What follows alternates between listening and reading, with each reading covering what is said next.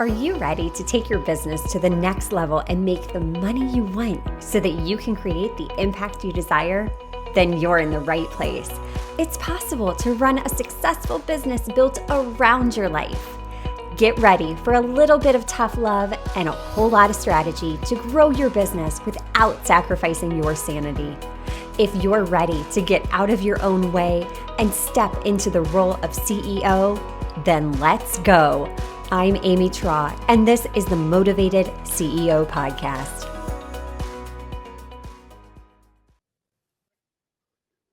We are living in an era of information overload. Everywhere we turn, we're inundated by so much information. Do this and grow your business. Do that. Don't do this. It's enough to make your head spin. And for many entrepreneurs, it can cause us to stay stuck in a state of analysis paralysis. Well, in today's episode, we are going to break down some of those popular strategies that are floating around in the online space and really sharing why some of these things that we're being told, that we're hearing that we need to do to grow our business aren't necessarily the best way to build a sustainable business, a profitable business, a business where you're in control, where you're not glued to your phone 24/7 and relying solely on social media because it's exhausting. And when you put yourself into this point of overwork, hustle, hustle, hustle, it eventually leads to burnout. And we don't want you to burn out as a solopreneur because we need you. We need your solution to the problem because the market is not saturated. There are so many incredible entrepreneurs that throw the towel in so early on because they're like, the market's just saturated. There's no demand. Well, it's usually not an issue of demand. It's an issue of your marketing, your positioning, your so many different things. That's a whole nother episode for a whole nother day. But today, let's dive into those popular strategies that still exist, that the gurus in the industry are still teaching that could be hurting your sales. Remember, your time and your energy are valuable resources. They're two of your most valuable resources that you have.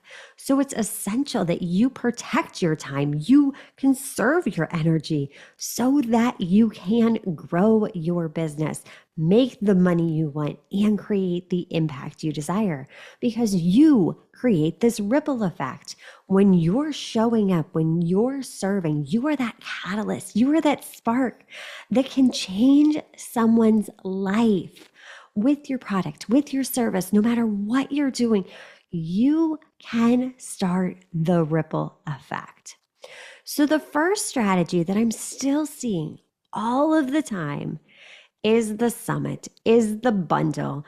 I did a complete episode on this a while back, and I always caution entrepreneurs before you join a summit or a bundle, really dive into, is this something my ideal client would be attending?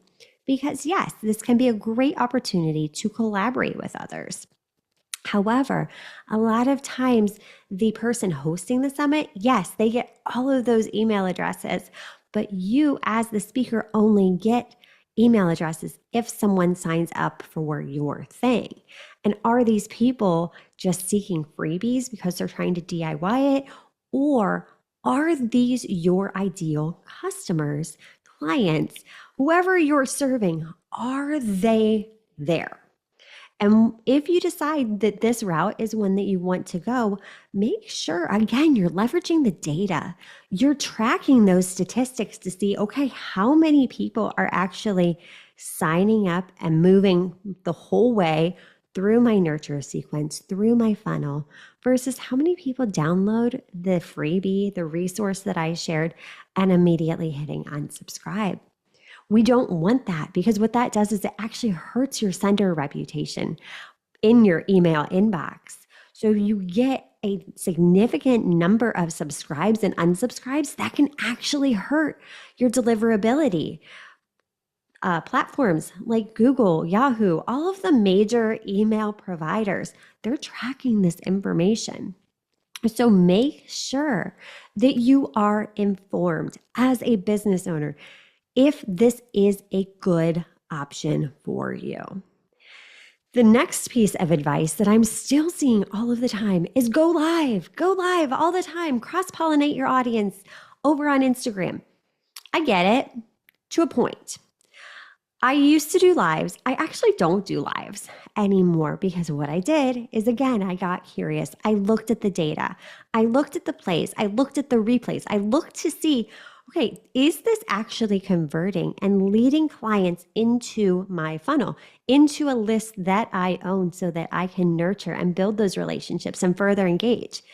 And the answer was no, it wasn't converting. For some people it does, but again, it depends on your audience.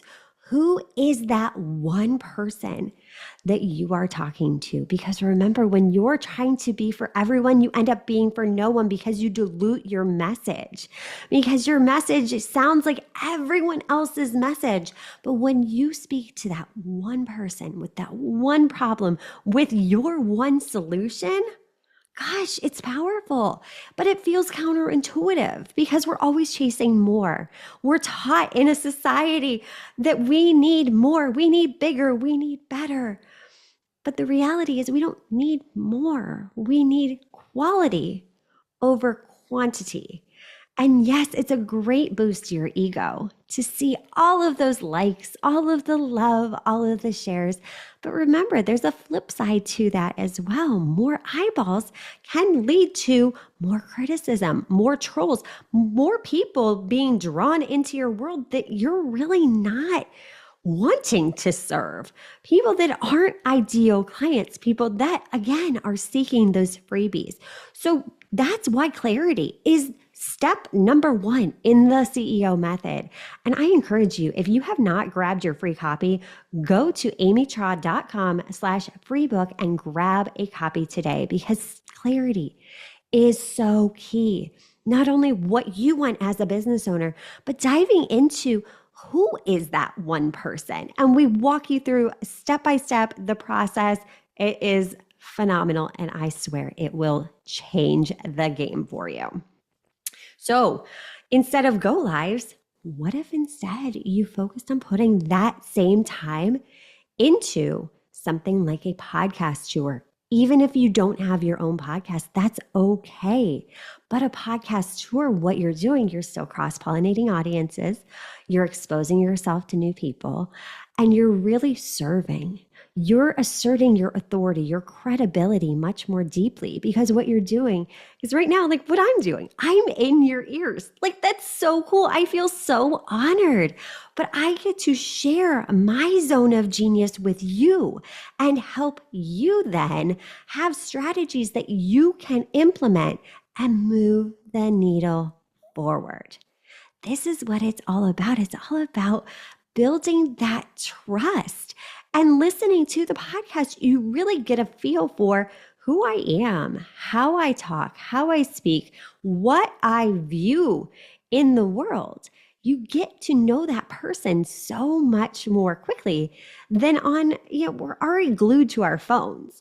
I don't want to be sitting there watching a replay. I can't tell you the last time I actually watched a replay of an Instagram live because I'm busy. I'm on the go, right? We're all busy. But with a podcast, I can just pop my earbuds in. I can listen while I'm at swim practice. I can listen while I'm waiting in the pickup line at school. I can listen on the go, whereas I don't want to be on my phone 24/7. I'm on my phone enough.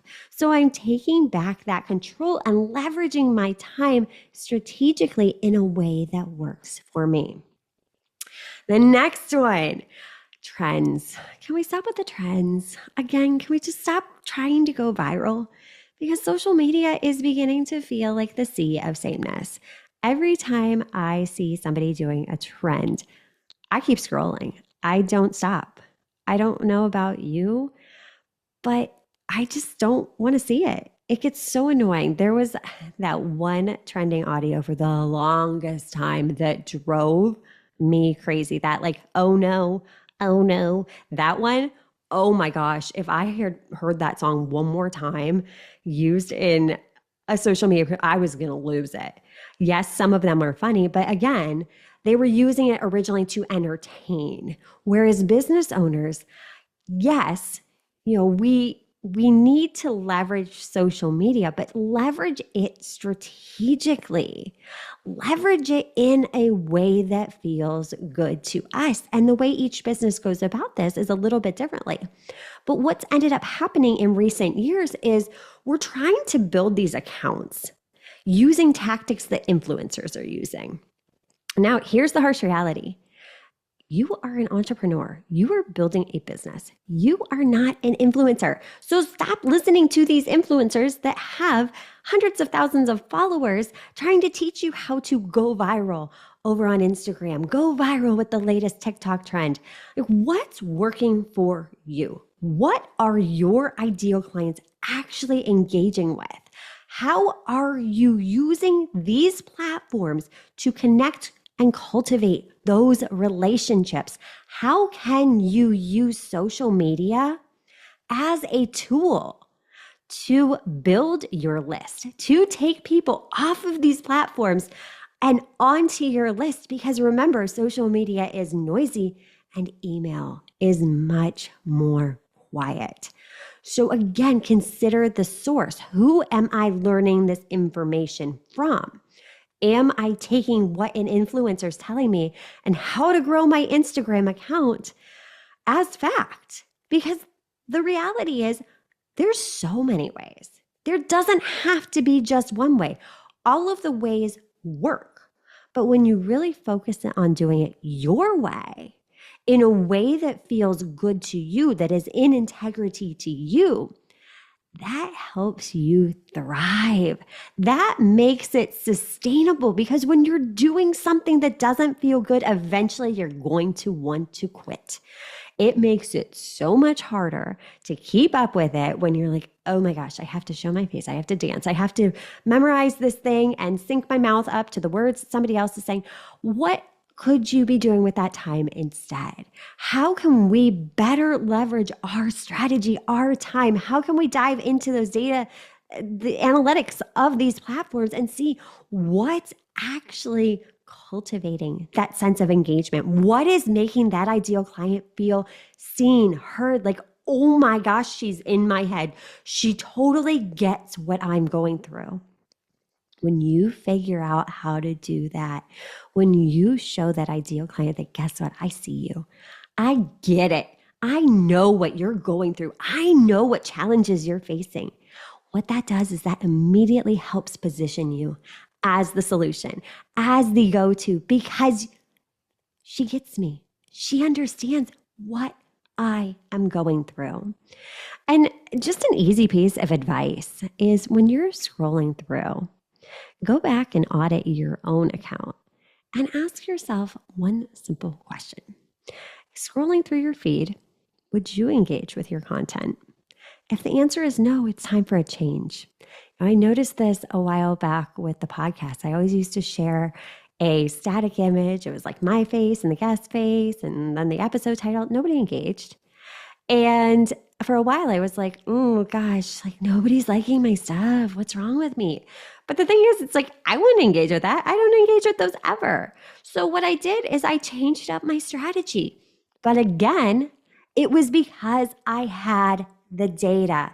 When we get into action, we get data. What is data? Data is simply information that's showing us what is working and what is not working in an objective way. We're removing the emotional aspect of it, because so often what happens is we want to feel seen, heard, validated, right? So we're basing our worth off of all of these metrics. But the reality is, it's just information. It's not good. It's not bad. It's just information. And when we can make that little mindset shift that, okay, these numbers, good or bad, it doesn't mean anything about me. It doesn't mean anything about my character. This is actually an amazing opportunity to grow. This is such valuable information that I can use to release what is not working and double down on what is working so that I can make informed decisions for myself and my business. That's what this all comes back to. So instead of worrying about all of these popular strategies, spreading your time, spreading your energy so thin all over the place, what if you paused and looked at the data? See what's actually working in your business. You don't need more strategy. You don't need more how-to. You need to leverage the information that is at hand. When you start doing this, your sales will grow. Every single time I work with a client with this, we dive into that data and we figure it out. All the answers that we're searching for are right in front of us. It's just a matter of utilizing it. I am here cheering for you. And until next time, cheers to making the money you want so you can create the impact you desire. Are you loving what you're hearing? Do us a favor and hit that subscribe button so you don't miss an episode.